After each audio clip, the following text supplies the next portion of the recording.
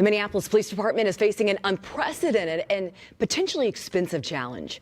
Two sets of court-ordered reforms, one from the state and one expected from the federal government. Tonight, investigative reporter Kirsten Swanson takes a closer look at one of the most critical roles in those agreements, the independent monitor. That's right. The monitor tracks MPD's progress and ultimately recommends when the oversight should be lifted. It is specialized work. And while the need for monitors is growing, the pool of candidates remains small. That's prompted criticism that this niche business is a cottage industry. So we started looking at who across the country is monitoring police departments, where they are working, and how much cities are paying for that work. 4 years ago this week, you think that's okay? Check his pulse. the murder of George Floyd sparked outrage, unrest, and demands for change. It put Minneapolis police under the microscope and under investigation. We found that the Minneapolis Police Department routinely uses excessive force. And now the city is starting down the long road to reform. At the heart of that effort, the team at Effective Law Enforcement for All, at work behind the scenes. It's a little bit get to know you phase, a little bit of assessment phase. It's a process David Douglas knows well. Since 2013, he has overseen the court-ordered police reform in New Orleans.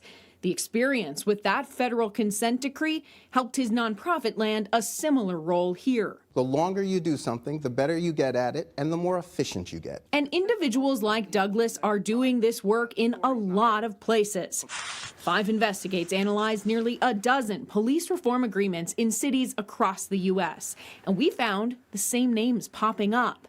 Douglas, for example, is the deputy monitor in New Orleans, and now the lead monitor here in Minneapolis. Kathleen O'Toole, the lead monitor in Springfield, Massachusetts, is also on the monitoring team in Baltimore. Records show Theron Bowman is working on consent decrees in Baltimore, Chicago, and New Orleans. Our analysis discovered half a dozen people overlap in a dozen cities that have paid millions of dollars to these monitoring groups. Is there a concern that this is a cottage industry?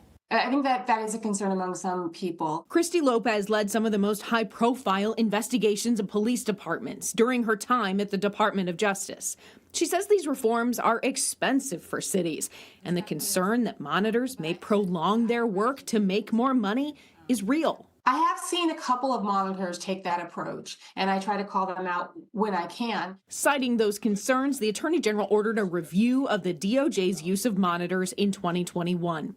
In this 9-page memo, the department wrote it repeatedly heard calls to dispel the perception that monitoring is becoming a cottage industry. When people identify a monitor or monitoring team that they have confidence in, city leaders, DOJ, they want to go back to that same person or that same team. The AG recommended that future consent decrees should limit the ability of the individual who serves as the lead monitor to serve on more than one monitoring team at a time. Did anyone with the city or the state raise concerns about the fact that you were still involved in New Orleans when you were interviewing for this process? Or was that a concern that you heard?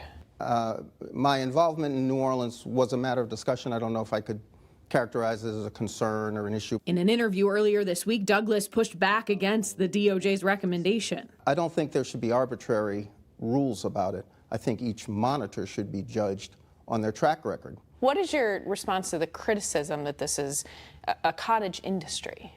Well, first, I don't think it is a cottage industry. There is a monitor because the Department of Justice has identified a need.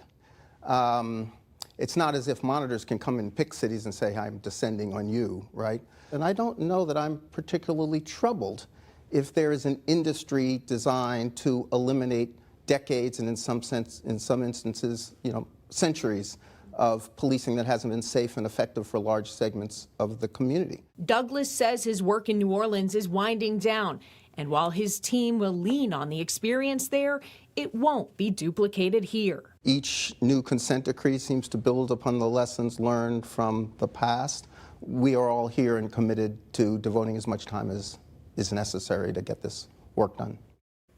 Douglas's group is contracted to oversee the reform efforts in Minneapolis for the next 4 years. However, we know from analyzing similar agreements around the country that this work can take much longer than that, sometimes you guys up to 10 years. And what's the impact on the city the longer this takes? Well, the biggest thing is the cost, right? Remember, the city is on the hook for paying for this. Now, the city of Minneapolis did cap those fees at $1.5 million a year. But as we showed you over time, that money really starts to add up. Douglas said during our interview, the best way for a city to reduce costs is to get it done quickly. He wants to make sure that that change lasts. Douglas says if MPD does its part, he thinks they will be out in about 4 or 5 years. Which would be relatively fast That would in this whole compare process, compared right? to many of these agreements. Yes, that would be an accelerated timeline. But for people who don't know behind the scenes of this process, this is a lot of money we're talking about. Wow. Yeah. And It's builds enlightening. up over time, not only the monitor fees, but think about everything else that the city has to implement and pay for as part of those reforms. So new training, new systems to track officers, all of that. All right, Kirsten, thank Thanks, you.